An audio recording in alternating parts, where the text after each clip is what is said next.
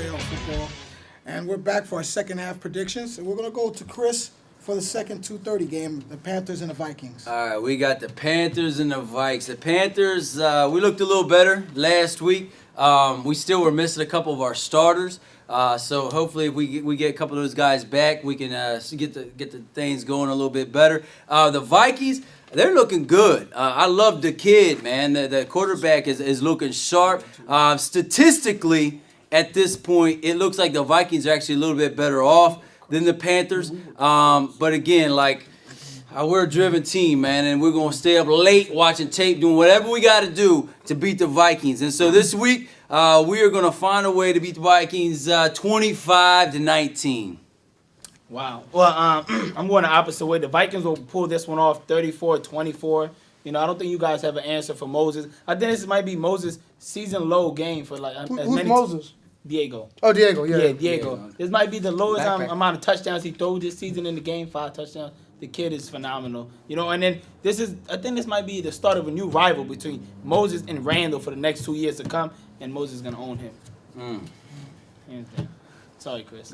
Yeah, I mean, these are definitely the Vikings have surprised us this year. I mean, being able to score so many points with Diego at quarterback. From what I'm hearing, the Panthers are going to put their tallest player in front of him and stand like this.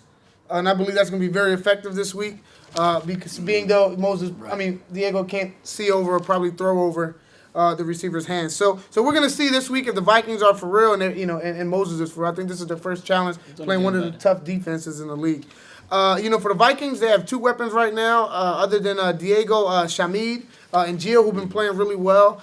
And if they can the Panthers can kind of shut them down, I believe that they can come out on top in this game. And especially with the emergence of Sadiq this week and the intensity of Marquise, I mean, I got the Panthers winning 34-18. I think they're going to start to get a little bit of a roll here.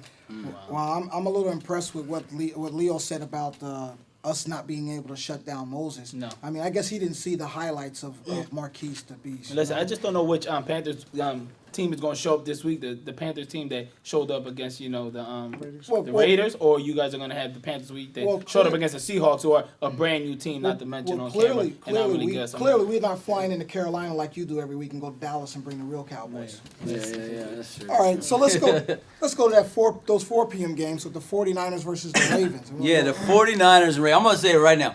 I think the head person that's in the lead or the MVP candidate is Felix. The way he's playing quarterback right now is absolutely phenomenal. I think the way he's playing both sides of the ball is impressive.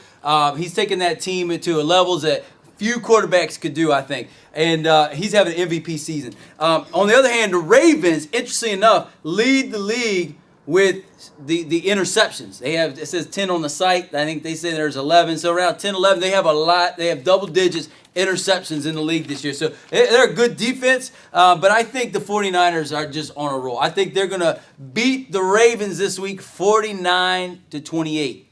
Yeah. I got the 49ers winning this one as well, 39-25. Like he said, Felix is playing really well. He might be MVP. I think if you take Felix off that 49ers team, they won't be that good. So Felix plays a major role for them at quarterback. He's having a heck of a season right now. He threw 8 touchdowns last week. He might throw another 8 this week. Who knows? Yeah, definitely. I mean, I have to agree with you guys with Felix, man. He just came out and dissected our defense. Like it's never been done before. Dissect? He dissected our defense. Can say? I mean, wow. What else do you want me to say? Wow. But the one thing about the 49ers is this is going to be where they get to prove whether they're going to be an elite team or they're going to be a middle-of-the-pack team right here. Usually, after a big win like that, they'll come and lay an egg just next week. And they're playing a tough team. I mean, the Ravens are tough.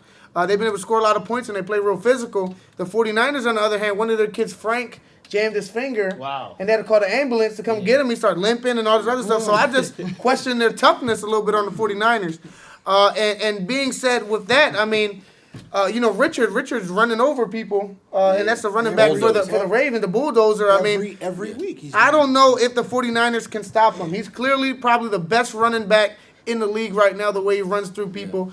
And I got the Ravens winning this game 40-36. If the 49ers win, They're definitely a contender. If Brian was refereeing that game, there'd be a bunch of flags for that kid. Running guys I don't know over if the we got hand. it. No doubt Brian about don't it. play that. I know Brian not refereeing that game. I know that Yeah. for sure. Wow, I'm agreeing with Buddy with the Ravens running back. He's like a Yeah, he is miniature tough. Ray Rice out there. You know, he's running the ball very hard and strong. The bulldozer. Right. Like, So let's go to that next 4 o'clock game: the Eagles versus the Colts. Eagles. So there's only 2 teams that are undefeated: the Eagles and the Cowmen. Right. So the Eagles, I'm not impressed. They've played the Me neither. 2 worst teams in the league. Right. They have this quarterback and so quickly want to forget Leroy, which I don't think you can forget Leroy. I don't know what this quarterback really is about. Nobody knows what this quarterback's about because he hasn't played anybody yet, right? Mm-hmm. So I think with the Colts, though, on the other hand, like the Colts, they're better than I thought they were going to be.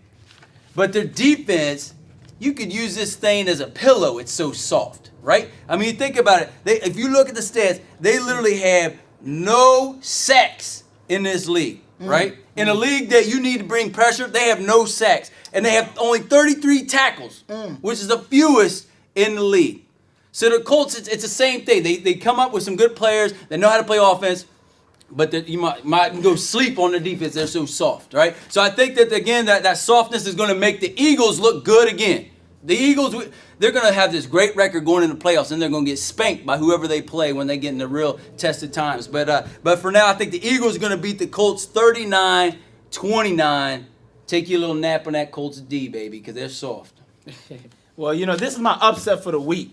I got the Colts beating the Eagles 41-28. I'm not impressed with the Eagles, as Chris was saying. They played the 2 worst team in the league, the Lions and the Packers. Buddy's saying, and it's just I'm not impressed with them. I don't know what they're really about. I don't know, what kind of Eagles team we're really gonna see as the season progresses. But I think defense doesn't exist in this league, as we can see for the past 2 weeks that just happened. So the Colts would just put up 41 points like it's easy. I think that's like the average now. Yeah, it 40 seems to be, points. yeah. Yeah, you need 40 points to win in this league. 41-28, Colts win.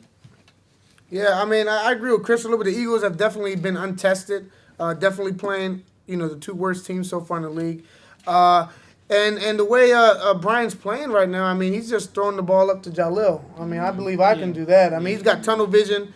And from what I'm hearing, the other players are kind of getting upset. They're wondering why they're even running routes when Brian's only hitting one player down the field. I mean, I think Jalil has 8 touchdowns in 2 games, and no one else on the team this last week had double-digit touchdowns. So I mean, I don't know what kind of relationship they have with each other, but it's definitely working. And if it's not broken, don't fix it. But definitely when he starts to play these other teams that key on Jalil, he's gonna have to trust some other guys with the ball. Yeah, because I do have a green tie. Just have to put it out there. Wow. Yeah. So the Colts, on the other hand, they're a hot and cold team right now. You don't know what you're gonna get from each week. This last week, Shaif and Lauren really impressed me on the Colts.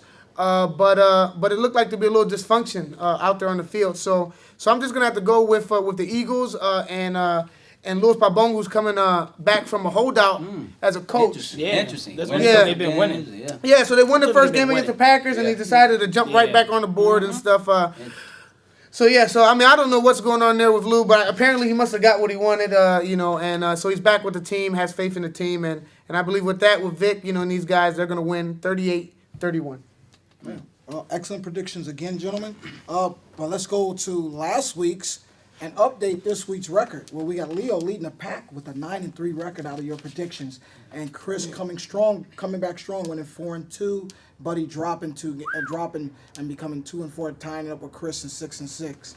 And that's gonna do it for this week in Timoteo football. See y'all at Scanlon on Saturday, y'all. I don't know.